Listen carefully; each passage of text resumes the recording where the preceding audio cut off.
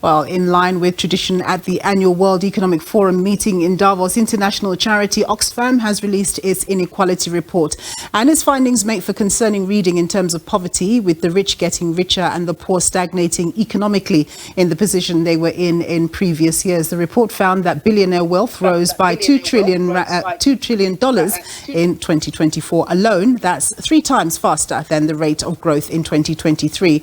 While it says that people living in poverty have barely seen an improvement in their lot since 1990. Well, to unpack the report for us, I'm joined by Fati N'zi-Hassane. She's the Africa Director at Oxfam. Thank you very much for joining us, Fati. So your report indicates massive wealth acceleration among the rich, with billionaire wealth growing at approximately $5.7 billion a day last year. Just take us through some of the sources of this increased wealth and other key highlights that came out of the report.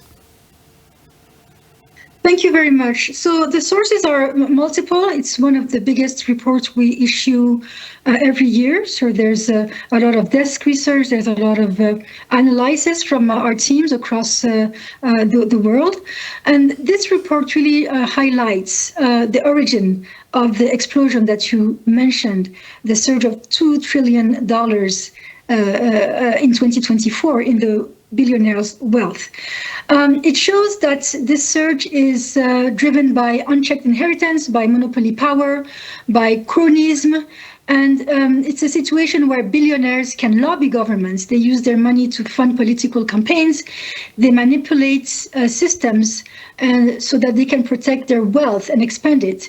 One challenge we have when we discuss the need to reform this system, because the system serves only a tiny majority. So one of the challenges we have is that we often encounter fascination and enthusiasm and hope that, oh, I might become a billionaire someday, so maybe this is not so bad after all. And this is especially among young people in Africa, particularly. But this is completely disconnected from reality and from facts.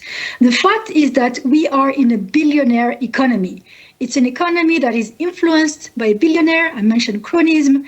It's an economy that is designed to serve the interest of billionaires at the expense of the rest of us. The reality is that workers in the global south, we provide 90% of the world's work. And this is really important. Sorry to cut you.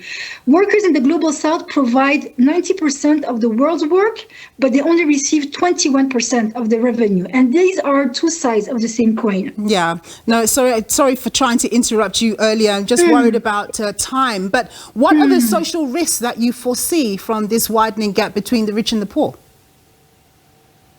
Well, it has the risk of destabilizing societies globally. We know that ordinary people face rising taxes, they face stagnant wages, unaffordable cost of living, and in the same time, the richest continue to accumulate extraordinary wealth. And this creates frustration, alienation, and a growing risk of social unrest. Because people lose trust in institutions, because institutions are supposed to protect them, but actually are protecting the rich and their interests. Yeah. So what's your perspective around the African continent? We know that we do have an elitist society at the top, and then the rest of us have to just chug along. What's your view on poverty and wealth on the continent? Well, the view is mainly on inequality, because as billionaires are seeing their wealth expand, Africa is the most hardest hit by the wealth gap. The richest 1% globally extract $30 million per hour from the global south. And this is at a time where African countries are trapped in unpayable debt, austerity, and exploitative debt trade policies. So this is what we call a modern day form of colonialism, and this undermines the capacity of governments to invest in critical sectors like health, education, social protection, what we call inequality busting sectors. So, the concern is that obviously you always highlight what's happening in the inequality stakes, and you do this at the World Economic Forum, which is seen by many as an elitist gathering. And many question, whether it's really a genuine platform that seeks to resolve society's problems, or whether it's just a talk shop for the rich. To what extent do you think your inputs over the years have actually helped to shape social policy by governments who attend these things, do you think it actually makes any difference, or it's just you ticking a box each year? No, we're not in the business of ticking boxes. We know that when we attend Davos, world leaders listen to us because we have feedback from them. Remember, we work in 80 countries and we engage with decision makers, with lawmakers across the world.